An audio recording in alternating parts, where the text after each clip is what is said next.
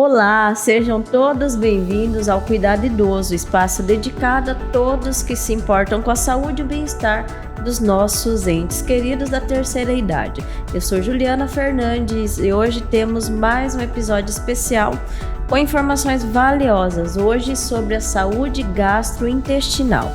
Estamos recebendo a doutora Paula de Castro Dantas Cavalcante Pereira, ela que é médica gastroenterologista, formada há 18 anos pela Unesp.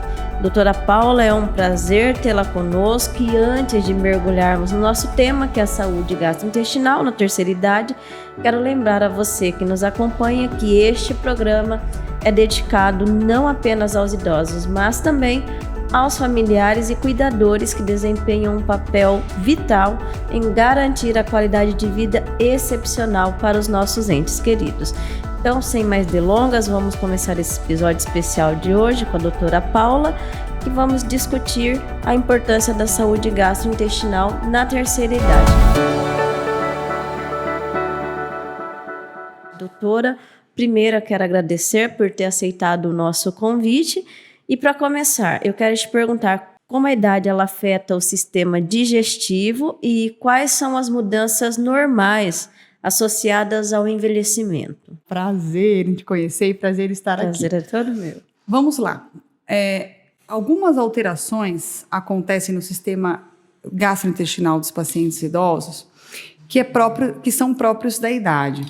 Que são sintomas não muito bacanas, mas são próprios da idade, e isso gera bastante consulta médica por dúvida realmente do paciente e dos familiares. A primeira coisa que eu vou te contar, que eu acho que talvez seja uma surpresa para você, é o seguinte: o sistema gastrointestinal é um sistema, então, um tubo digestivo que serve para digerir os alimentos, absorver os nutrientes, gerar o resíduo fecal, o resíduo alimentar e depois o bolo fecal. Essa é a imagem que todo mundo tem do sistema digestivo. Só que para o sistema digestivo funcionar, a gente precisa de músculo. O alimento não desce no esôfago por conta da gravidade. Tanto é que se você engolir deitada, o alimento desce. Quem encaminha a propulsão do alimento da boca para o estômago é através da musculatura do esôfago. Quem faz o estômago esvaziar é a musculatura do estômago. E quem encaminha o bolo alimentar para frente é a musculatura do intestino delgado e depois a musculatura do cólon, então, que encaminha o bolo fecal para frente para você evacuar. E aí eu te falo, o músculo de uma pessoa de 18 anos é igual ao do músculo de uma pessoa de 80 anos? Isso não serve não só para o exterior, para o interior também. Exatamente. Então, quando eu falo para os pacientes, eu falo, você acha que você envelhece só por fora? Por fora a gente pode até fazer plástica, né? A gente envelhece por dentro também. Então, a primeira coisa que acontece num paciente idoso é o envelhecimento da musculatura do sistema digestivo. E isso é uma coisa inexorável, uma coisa que vai acontecer, independente da pessoa. É da própria idade mesmo. Lógico, algumas doenças têm que ser investigadas e descartadas. Mas é comum o idoso evoluir com disfagia, dificuldade de deglutição, ou com sensação de alimento parado no esôfago. Quantas vezes você viu numa pessoa idosa que vai se alimentar, vai almoçar numa refeição e engasga fácil? Ou reclama do alimento ficar parado no esôfago, ter que tomar água para descer? Isso é muito comum no idoso. E isso é uma coisa tão lenta e tão lentamente progressiva que o idoso nem percebe que acontece, porque ele vai se acostumando com essa dificuldade. Então, a disfasia esofágica, o retardo do vazamento gástrico, a constipação intestinal, a dificuldade de evacuar, porque você precisa de musculatura do assoalho pélvico e a musculatura que retifica o ângulo sigmoide reto para poder evacuar. Tudo isso é músculo, gente. O músculo envelhece e fica mais fraco. Então, assim, e essas alterações de força do sistema digestivo, que inicia-se na deglutição até a evacuação, é uma coisa que acontece com o idoso.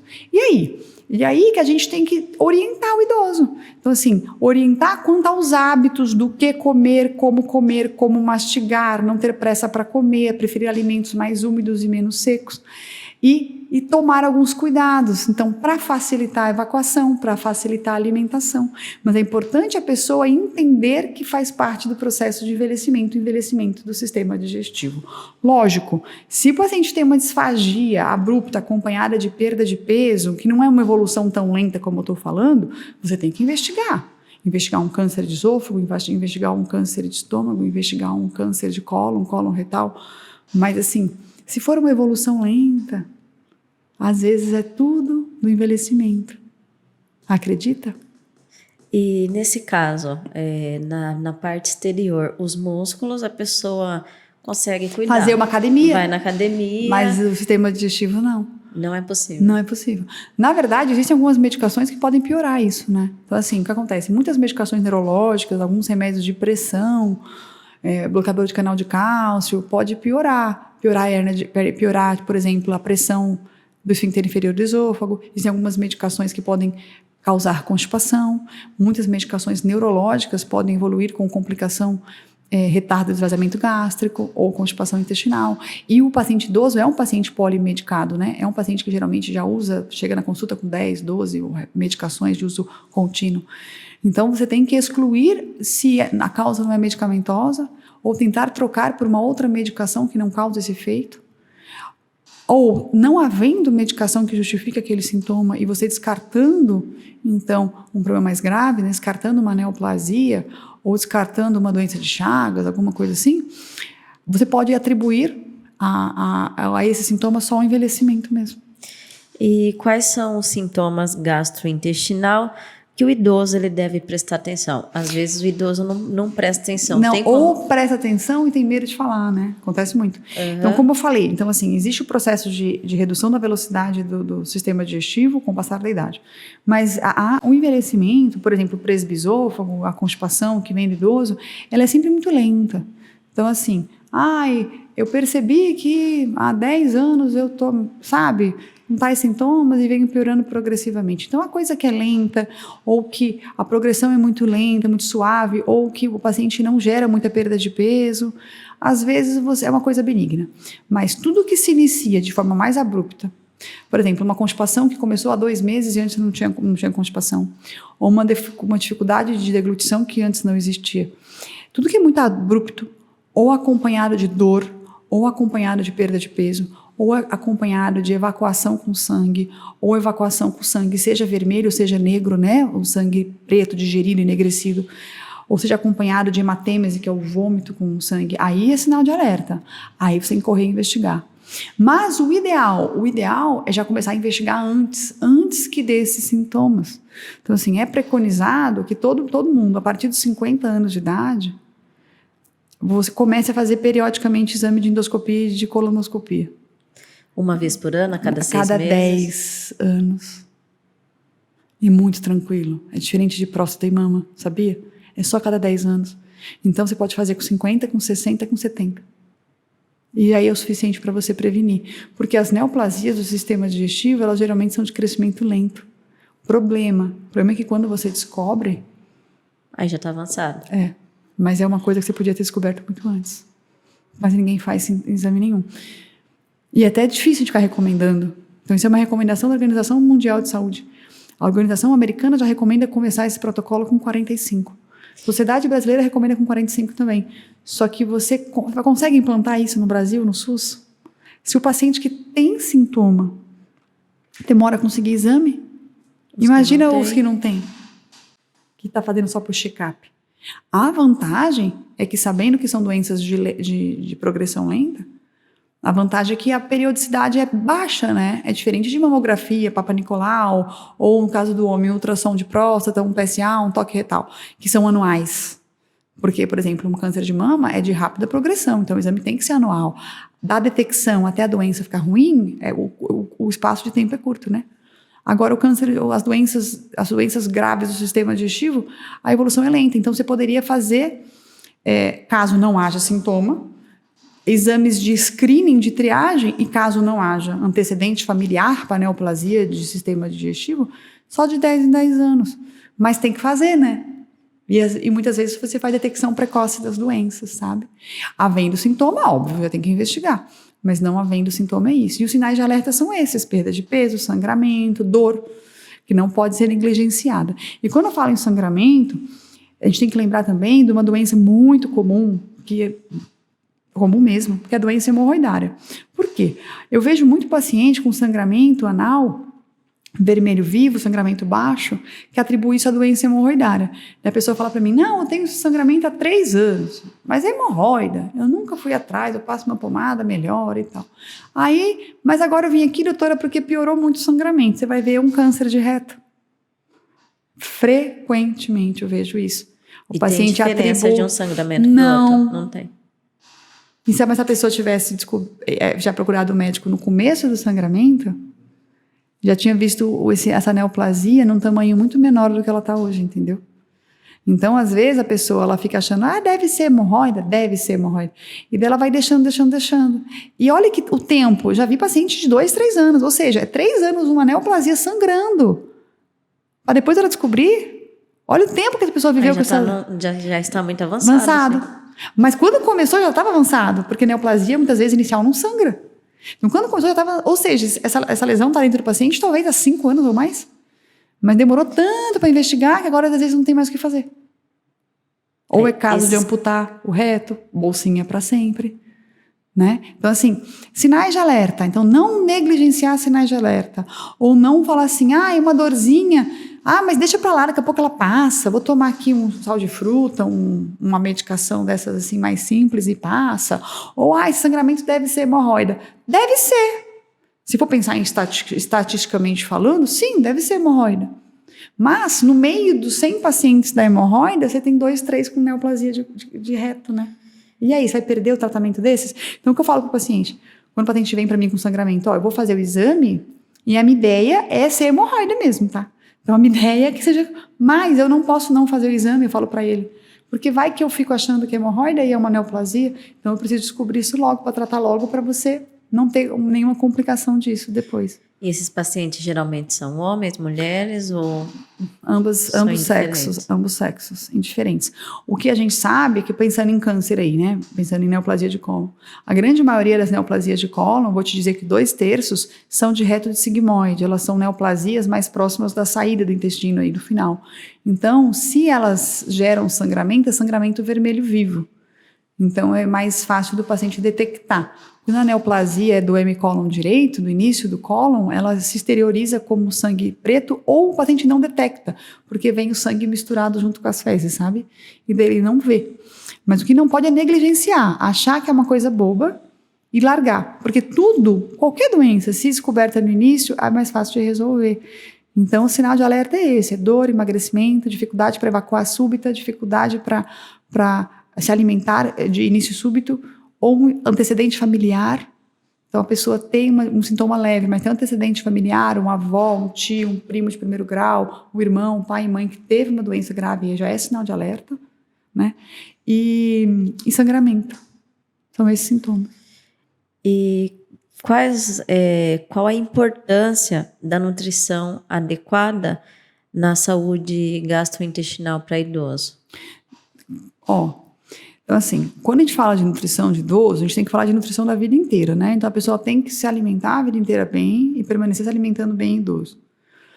Quando a gente fala em nutrição no idoso, a gente tem que pensar no seguinte, óbvio, todo mundo tem que se alimentar bem, não só por conta do sistema gastrointestinal, por conta de tudo, sistema neurológico, cardiovascular, mas ela tem que se alimentar bem para poder facilitar o funcionamento do sistema digestivo.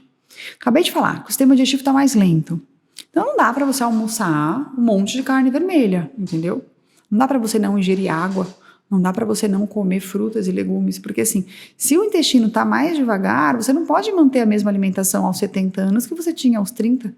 Então, você tem que facilitar a vida do sistema digestivo, então você tem que comer alimentos mais fáceis de ser digeridos, alimentos menos processados, menos gordurosos. A ingestão de carne vermelha tem que ser reduzida com o passar da idade. E você tem que beber muita água. Muita água, porque a água ajuda em todo o processo, tanto de absorção de nutrientes, quanto condução do alimento, quanto funcionamento do intestino. Bebida alcoólica, nesse caso, é pior? Olha, se eu for criticar 100% bebida alcoólica, daqui meia hora 3 cardiologistas vão bater na nossa porta dizendo que pode tomar uma tacinha de vinho, né? Tinto. Pode, viu? Ela já falou que pode. Ela corta do vinho. Mas o álcool, para o sistema digestivo, ele é agressor. Eu não vou nem falar do fígado, não vou nem entrar na minha área de especialização, não vou nem falar do fígado, porque daí já é outra história. Eu vou falar do sistema digestivo mesmo. Então, assim, se você tiver uma gastrite, mesmo que leve, e você bebe, você perpetua essa gastrite, tá? O álcool em si, seja cerveja, seja vinho, seja destilados outros, o álcool em si, ele agride a mucosa do sistema digestivo. Então, se você tiver uma erosão, uma úlcera, você vai demorar mais para cicatrizar se você ingerir bebida alcoólica, tá? Lógico, pequenas quantidades, não tem doença prévia, não vou falar que não pode, tudo bem, mas saiba que se a pessoa já tem alguma doença do trato digestivo, a bebida alcoólica vai piorar. Seja essa doença uma lesão, uma erosão, uma úlcera, ou às vezes, por exemplo, um refluxo. Até para adultos jovens isso acontece, não somente idoso. Exemplo, eu falei da musculatura do sistema digestivo, né? O álcool é uma substância que relaxa a musculatura do sistema digestivo. Isso é bom ou ruim? Depende. Se você quiser comer mais no churrasco, você vai bebendo, vai cabendo mais no estômago, porque vai relaxando a parede do estômago, entendeu? Por isso que o pessoal, você vai comendo carne, tomando cerveja, você vai dilatando, você vai relaxando a tensão da parede do estômago, vai cabendo mais. Então, aí se a ideia for comer um monte, você tomar uma cervejinha vai caber mais, ou uma caipirinha, entendeu? Mas, se você tem refluxo e você toma bebida alcoólica, você piora o relaxamento da musculatura do esôfago e você propicia os episódios de refluxo. Por quê? Porque o álcool ele causa essa sensação, não é essa sensação, ele causa relaxamento da musculatura do sistema digestivo. Então, retarda o esvaziamento gástrico e favorece os episódios de refluxo, porque se o alimento não sai, ele reflui. E fora isso, você acaba relaxando a musculatura que mantém o esôfago fechado, propiciando o refluxo. Então, o paciente que tem refluxo, no dia que bebe, piora. Quando essa musculatura ela volta ao normal, a pessoa tem alguns sintomas ou nem percebe? Não, nem percebe. O que ela vai perceber é uma pessoa que já tem uma carga incompetente, uma hérnia de hiato, por exemplo, seja jovem ou seja idoso, né? Que o nosso assunto é idoso, mas não importa. A pessoa bebeu bebida alcoólica bastante um sábado, no domingo acorda com azia, acorda com queimação no esôfago. Por quê? Porque comeu bastante? Não, porque bebeu bastante também. E da hora que ele dorme, aquela musculatura toda frouxa permite que o conteúdo gástrico reflua. Entendeu? E como, falando agora sobre medicamentos, como os medicamentos comuns, daquele uso diário? É isso que eu estou falando para você, que eu te falou anteriormente, né? As medicações, elas podem influenciar no funcionamento do sistema digestivo do idoso por conta disso, porque afeta o funcionamento, tanto a peristalse, a motricidade, que a gente já comentou, né? Bloqueador de canal de cálcio, medicações neurológicas, às vezes causando constipação, ou às vezes o contrário, diarreia. Mas também tem uma coisa que a gente não pode esquecer, o que idoso usa muito? Anti-inflamatório. Nossa, demais. Dor nas costas, dor no quadril, né? E o que os anti-inflamatórios causam? Lesão direta da mucosa do sistema digestivo. Então, assim, a associação de anti-inflamatório com úlcera é enorme, tá? E quando eu falo anti-inflamatório, não é só anti-inflamatório, por exemplo, nimesulida, diclofenaco, os anti-inflamatórios cetoprofeno, que todo mundo conhece. AS, aspirina. Quantos idosos você conhece, Juliana, que usam aspirina para o coração? Um monte, né? AS, aspirina, mesmo que a aspirina prevente, é uma das principais causas de úlcera em paciente idoso. Acredita? Então, todo paciente que vai no cardiologista, que precisa fazer uso de um AS para proteger o coração, as coronárias, tem que fazer uma endoscopia, mesmo sem sentir nada, porque ele já pode ter lesão grave do AS. E muitas vezes ele vai esperar ter sintoma. Às vezes ele pode ter uma hemorragia digestiva grave e morrer da hemorragia digestiva por conta do AS. Então a gente tem que pensar no quê? Que o idoso, como ele é polimedicado por conta de ter outras doenças, essas medicações fazem mal para o sistema digestivo? Podem fazer. Tá? Um exemplo é os anti-inflamatórios, AS para o coração, né? Então a patente tem que prestar muita atenção nos sintomas, principalmente nos pacientes que usam essas medicações. Sim. Então tem azia, tem uma queimação, ele vai o quê? Vai na farmácia, compra um sal de fruta e toma. Mas depois a coisa parece pior. Nesses casos, quais precauções podem ser tomadas? Olha, é preconizado pela Federação Brasileira de Gastroenterologia, mas isso é mundial, que todo paciente que faz uso contínuo de anti-inflamatório, prescrito por cardiologista, ou por reumatologista, ou por ortopedista, faça endoscopia. E esse seria tem que fazer. Uma precaução. Tem que fazer, mas ninguém faz isso, mas é recomendado. Todo mundo tem que fazer uma endoscopia. Por quê? Porque existem, a paciente tendo já uma lesão gástrica, você já vai tratar para não deixar, para que o paciente não precise interromper o tratamento com anti-inflamatório, entendeu? Nesses casos, a endoscopia não pode esperar os 10 anos indicados. Tem que Não, ser... aquele de 10 em 10 anos que eu falei é só protocolo de igual mamografia. Mamografia é todo ano. Então, se você não tem nada, não sente nada, e se você não toma remédio nenhum e não tem antecedente familiar de câncer de cólon, você deve de 10 em 10 anos fazer uma endoscopia hemocolona, tá? Então, esse protocolo de 10 em 10 é para pacientes, assim, sem problemas, sem doença, sem medicação, com genética boa, tá? Pro todo o resto, a coisa muda, tá? Falando de idosos polimedicados, tem que fazer uma endoscopia. Precisa ser um gastroenterologista para pedir? Não. Pode ser o próprio reumato, o próprio cardiologista ou o próprio ortopedista. Havendo uma alteração, manda para o gastroenterologista.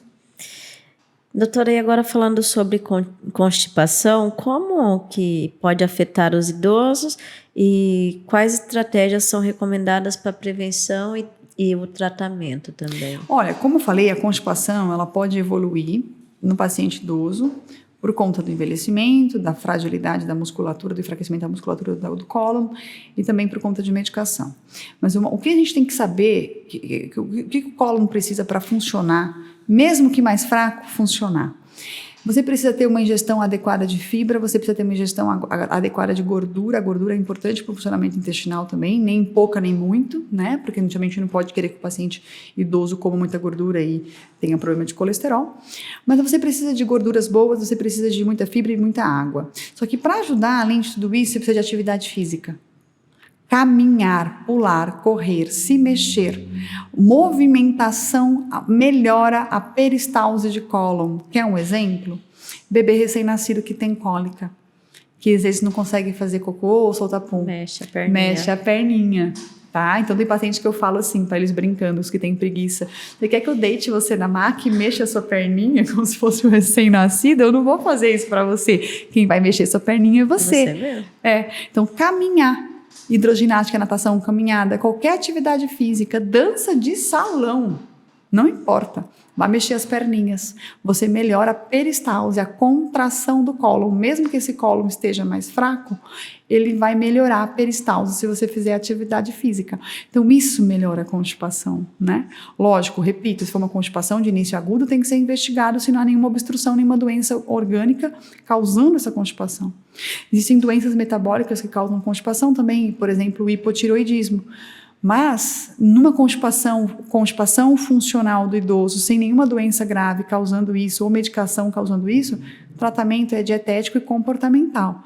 Dietético, gordura, fibra e água. Comportamental, mexendo as perninhas. Eu estava pesquisando sobre o nosso tema e eu li alguma coisa sobre flatulências.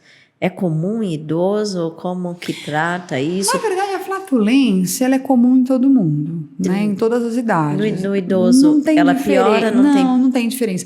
Talvez haja uma diferença no idoso constipado, porque quanto mais tempo as fezes ficam no cólon, mais elas fermentam, mais gases acabam formando.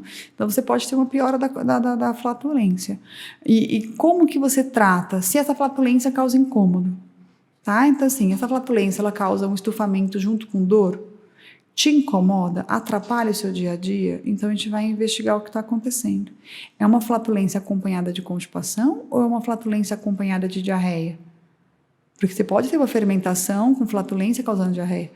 Então, você vai ter que investigar o motivo pelo qual o paciente tem a flatulência. Pode ser sinal de alguma outra coisa? Não. Às vezes uma intolerância à lactose, que é própria da idade. Então, assim, muitas vezes os pacientes idosos evoluem com intolerância à lactose. Aí ela pode gerar flatulência.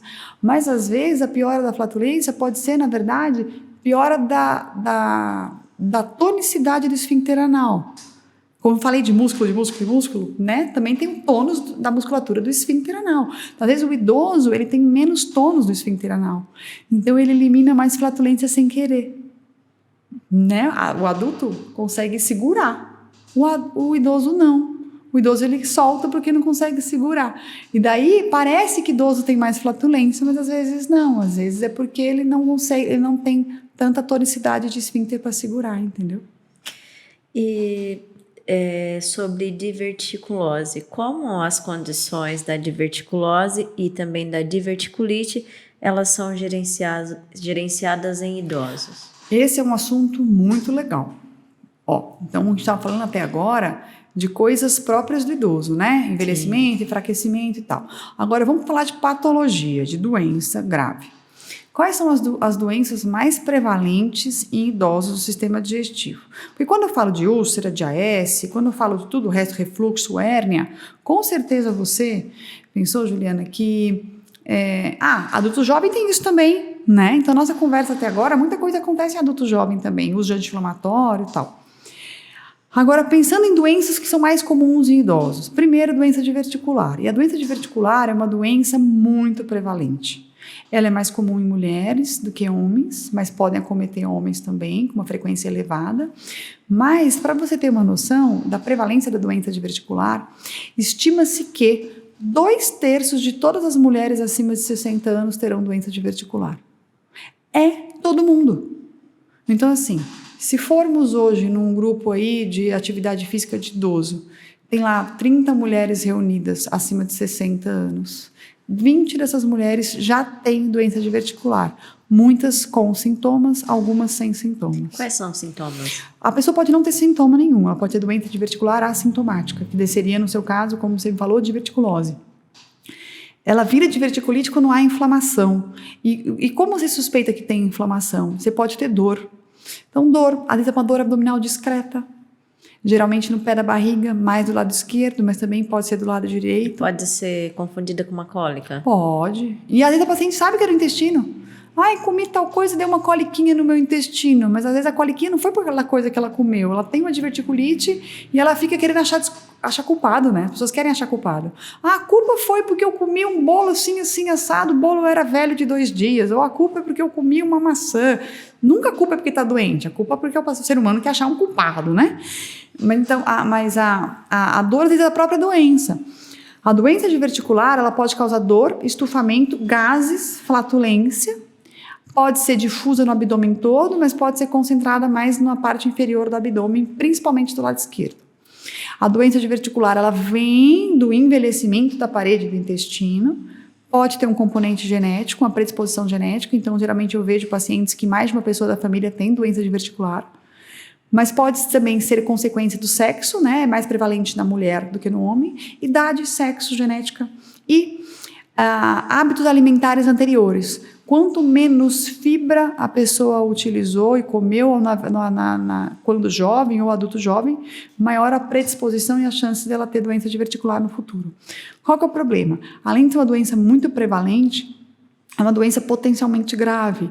Ela tem uma morbimortalidade alta quando você tem uma doença diverticular grave. Por quê? A inflamação do divertículo pode levar à ruptura do divertículo.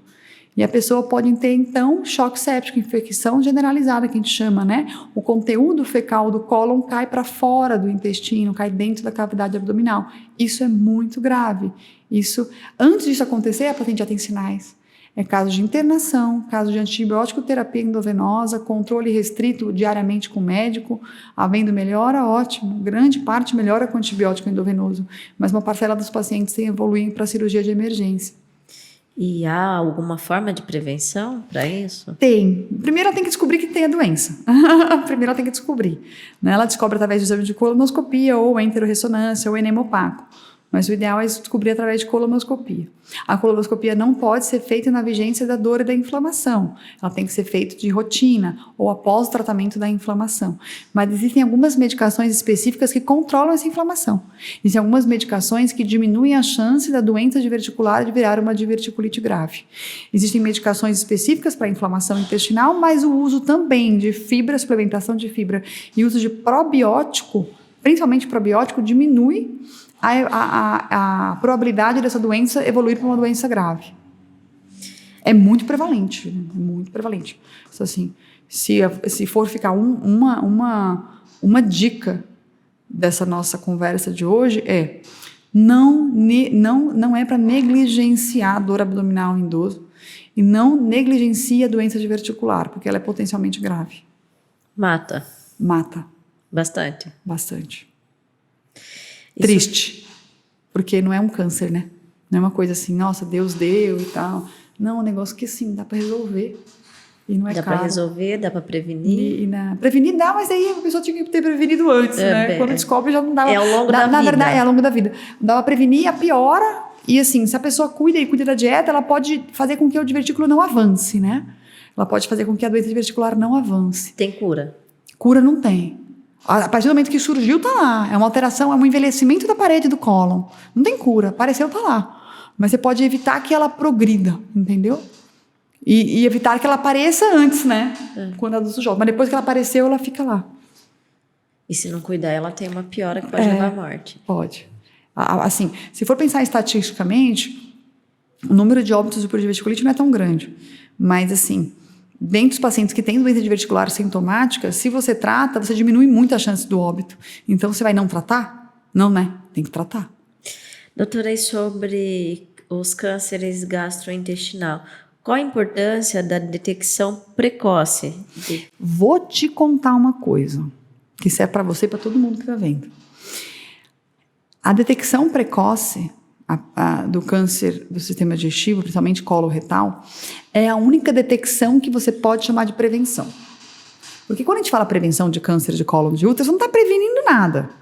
Quando você fala de prevenção de câncer de mama com mamografia, você não está prevenindo nada. Está prevenindo a morte pela doença. Porque quando você descobre, a doença já existe. Então, quando você faz uma detecção precoce no nódulo na mama e você investiga um câncer e você faz uma quadrantectomia, uma cirurgia, você previne o surgimento do câncer? Não. O câncer apareceu. Você previne que você morra do câncer. Essa é a ideia. Então, quando a gente chama de prevenção, é prevenção não do surgimento do câncer, é prevenção que você deixa esse câncer crescer e daí vai chegar um ponto que não tem como operar ou tratar, você morre do câncer.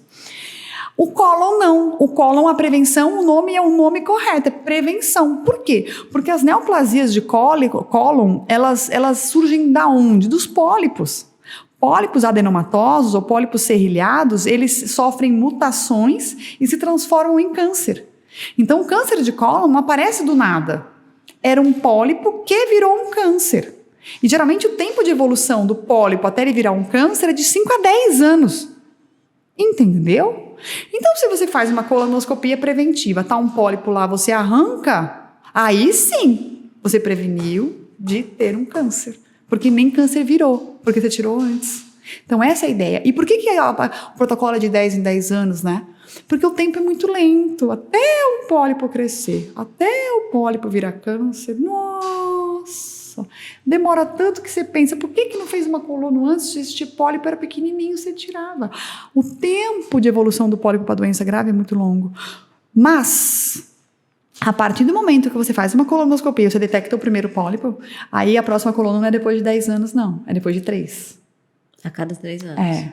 Mas se você faz de novo depois de 3 e não tem mais nenhum pólipo, você repete de novo depois de 3, não tem mais nenhum pólipo, aí você pode repetir com 5 anos e depois com 10. Você volta a espaçar o tempo. Mas veja bem, o que é um exame de 3 em 3 anos ou de 4 em 4 anos? É o tempo de uma eleição, 4 em 4 anos é muito tempo, né? Então, assim, isso realmente é prevenção, gente. É prevenção de doença, prevenção de morte. Porque você consegue arrancar o problema inteiro antes dele virar um câncer. E isso não é só para idoso. Para todo mundo, é o que eu falei. Tem que começar com 45 anos, né? Estados Unidos preconiza com 45 anos. No Brasil a gente usa 50. No consultório eu uso 45. Mas a gente não pode... Pode acontecer em pessoas mais novas? Pode. Eu tenho visto com frequência pessoas de 37, 35 anos com neoplasia de colo de reto e estômago. É raro, mas acontece. O ex-prefeito de São Paulo não morreu de câncer de estômago. Não tem artista aí hoje em dia tratando câncer de cólon. Ana Maria Braga teve câncer de reto. Não teve ator norte-americano de filme de super-heróis aí que teve câncer de cólon com 42 anos. Então, assim, a gente começa com 45. Mas se você tiver um antecedente familiar de neoplasia de câncer, você tem que começar a prevenção 20 anos antes da idade do seu parente. Por exemplo, o seu pai teve câncer de cólon com 50, a sua prevenção começa com 30. Por quê? Porque eu imagino que se seu pai tivesse feito uma colono com 40, ele teria descoberto o câncer antes, tá? Então, assim... E por que é importante? Nossa, câncer de cólon é raro. Não é raro. É o terceiro câncer mais prevalente na humanidade, mundo e Brasil. Mas é o terceiro câncer mais prevalente perdendo de próstata e mama. Agora, se você for separar câncer de homem, câncer de mulher em colunas diferentes, aí ele é o segundo mais prevalente. Né? Homem, mais prevalente, próstata, segundo, cólon. Mulher, câncer mais prevalente, mama, Segundo, cólon. Terceiro, útero. Tá? Então, assim, é um câncer, o câncer mais prevalente que tem. E o que é o mais legal? Né? Não que câncer seja legal ter câncer, não é isso. Mas é porque você previne real. Se você faz uma colono com 5 em 5 anos, você tira o pólipo e você nem permite que ele vire um câncer. A próstata não, você faz o PSA, o toque todo ano. O PSA subiu, o toque mudou, fez um ultrassom, tem um nódulo na próstata, vai fazer uma biópsia, já é câncer. Opera para esse câncer não crescer e não espalhar. Agora o cólon não, você tira e você se livra de ter um câncer no futuro. E realmente é prevenção, tem que fazer. Mas a gente sabe que não é todo mundo que tem acesso, né? Porque o SUS é difícil. Quais os métodos de rastreamento recomendados para esses casos? Colonoscopia e endoscopia. Colonoscopia. Deu 45 anos, já traz o presente para ela de aniversário, para a Ju.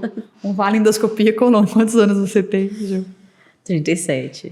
Tá longe ainda, tá. Você não tem antecedente familiar? Não tenho. Então tá bom. Com 45 a gente manda pra você o voucher, endoscopia e colon pra você fazer.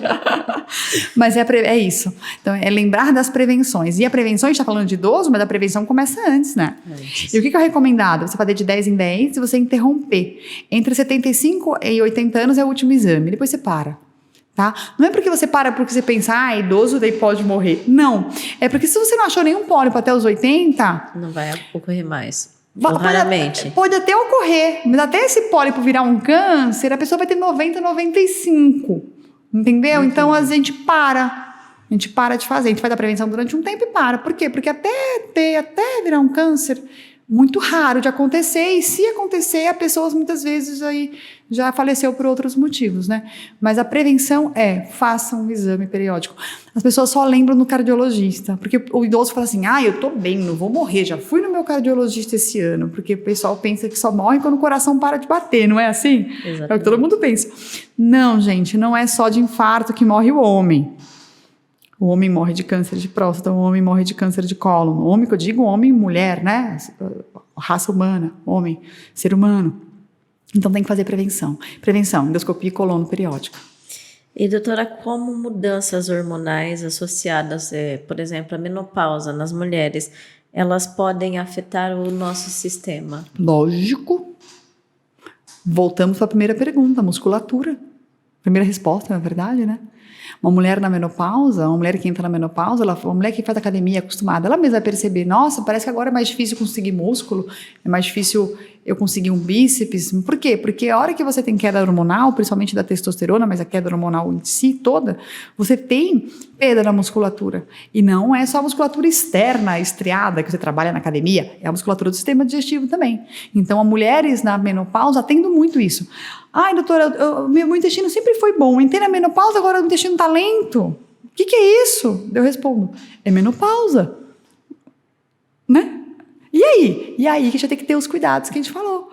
Com dieta, com atividade física, com água, com uma outra medicação emoliente, sabe? Uma outra medicação osmótica para ajudar esse intestino a funcionar.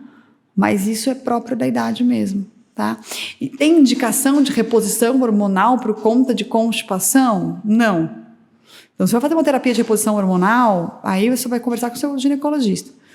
Talvez a terapia de reposição hormonal de menopausa com o ginecologista, controlado, com mamografia frequente, talvez isso melhore o seu intestino? Talvez melhore bem o seu intestino, mas não é uma indicação. Então assim, eu não vou indicar hormônio por conta de constipação, não, aí a gente vai tratar de outras formas, mas a menopausa piora assim, funcionamento do sistema digestivo. Nesse caso a dieta é diferente para mulher e para homem? Não, a mesma coisa. É fibra, gordura e água. Gordura boa, controlada e água. Quando fala de gordura boa, a gente tem costume, eu, por exemplo, usar a gordura do porco em toda a alimentação. É boa? Não, mas aí você tem que ser pouco, né? Quando eu falo gordura boa, é gordura azeite, é gordura castanha, é gordura dessas sementes, assim, que você tem gordura também. É gordura óleo de coco, essas gorduras boas, assim. A gordura é boa para o funcionamento do intestino. A gordura é uma coisa boa para a absorção de várias vitaminas, assim. A gente não pode tirar 100% a gordura da alimentação. Algumas vitaminas do nosso corpo só são absorvidas na presença de gordura na alimentação. Vitamina A, você não absorve se você não comer gordura junto. A, D, E e K são vitaminas lipossolúveis. Quem come zero de gordura vai ter deficiência. Então, assim, a gordura, e ela é boa para absorção de nutrientes, vitaminas, e a gordura é fundamental para absorção, para o funcionamento do cólon. Não estou mandando ninguém comer feijoada todo dia. E nem comer pizza 4 queijos todo dia. Tem porque, né, tem gente que tá. Tem uma turma torcendo, a batatinha frita tá batendo palma pra gente aqui, né? Não é isso. Mas, você comer muita gordura no dia seguinte não dá diarreia? Dá. Então, assim, a gordura é fundamental para o funcionamento do cólon também, tá? Mas por que eu não mando comer pizza 4 queijos? Por que eu não mando comer feijoada? Porque senão o cardiologista me liga brigando porque o colesterol total subiu, o colesterol ruim subiu. Daí vai ficar ruim para mim. Mas a gordura boa, ela é fundamental para o funcionamento do sistema digestivo, tá? Então, as sementes que possuem gordura, a suplementação, às vezes, um azeite. Querer usar uma banha natural é liberado, mas é em quantidade pequena, mas é liberado, é quantidade pequena. O que eu não faço é demonizar a gordura. Gordura não é um demônio, gordura é muito boa, tá? Mas tem que ser em quantidade pequena. Excluir totalmente gordura faz o intestino parar de funcionar. Nas doses corretas, ajuda a funcionar. Ajuda a funcionar. Tanto é que uma das consultas frequentes que a gente atende em consultório de gastroenterologia é constipação, aí a gente vai fugir do idoso. Constipação de jovem. Menina nova que faz academia, fitness, tudo light, cozido, sem nada de gordura, só whey. Aí reclama que é uma semana para ir no banheiro. Eu falo, coma pizza 4 queijos, já vê o que vai acontecer. Mas ela não quer. Então a gente coloca óleo na alimentação. E existem os óleos, né? Existe o óleo mineral, a gordura mineral, a vegetal e a mineral. Então, animal, você falou, banha de porco, vegetal, azeitona, azeite, as sementes. E animal, óleo e a mineral, óleo mineral. Que a gente dá para neném, né? Recém-nascido, óleo mineral, é um óleo, ajuda o intestino, né? Então, os óleos são importantes, mas a quantidade tem que ser balanceada. Doutora, e para a gente encerrar o nosso cuidado idoso, as pessoas que estão nos ouvindo, gostou do assunto, ficou com alguma dúvida, quer falar com a senhora, como que pode estar fazendo, como pode entrar em contato? Olha, eu não tenho rede social. 2024, né? Não tenho rede social médica, não tenho. Né? O meu consultório é aqui, todo mundo deve conhecer o meu consultório é aqui na Quintino, próximo do INSS. Eu sou nora do Dr. Abel, então no consultório do Dr. Abel a gente atende lá. Tem eu de gastroenterologista clínica e tem o Dr. Ercilei, meu cunhado, que é gastrocirurgião. Então a gente pode estar lá para esclarecer qualquer dúvida. Agora, se tiver uma dúvida que quer perguntar para você, pergunta para a Ju. A Ju manda para mim, eu respondo. Ela pode vir aqui um dia responder, eu posso vir outra vez. Com certeza. Responder só dúvida. Então, em vez de você pegar essa sua folhinha aí, vira do avesso, você coloca, hoje é dia de responder dúvidas dos ouvintes. Pode ser também. A gente vem para responder dúvida de ouvinte. Mas o que é importante, então, o familiar do idoso, né? Entender, e o idoso entender. Então, existem algumas mudanças do sistema digestivo que são próprias do idoso? Existem. Existem medicações que podem piorar isso? Existem. Algumas medicações podem ser mudadas, outras não. Se você não pode mudar a medicação, você tem que contornar essas complicações de outras formas, sendo terapia dietética, comportamental ou medicamentosa. Tem que prestar atenção aos sinais de alerta. Não dá para ficar com medo do sintoma e não querer investigar porque tem medo de ser doença grave. A doença não vai embora se você não investigar. A doença só vai piorar se você não investigar. Então tem que investigar. Doenças do cólon são muito prevalentes em pessoas idosas. Seja doença maligna, como eu falei, é o segundo câncer mais prevalente no mundo e no Brasil. E existem as doenças perigosas, não câncer. Por exemplo, diverticulite. Que é mais fácil, como eu falei, uma pessoa idosa ter doença diverticular do que não ter. Vai negligenciar isso? Não. Tem que procurar. Não é só de coração e cardiologista que vive e morre o homem. O abdômen, o sistema digestivo também complica. Doutora, muito obrigada em aceitar participar com a gente e esclarecer. E repito, mandem as dúvidas para a Ju junta, depois a gente conversa.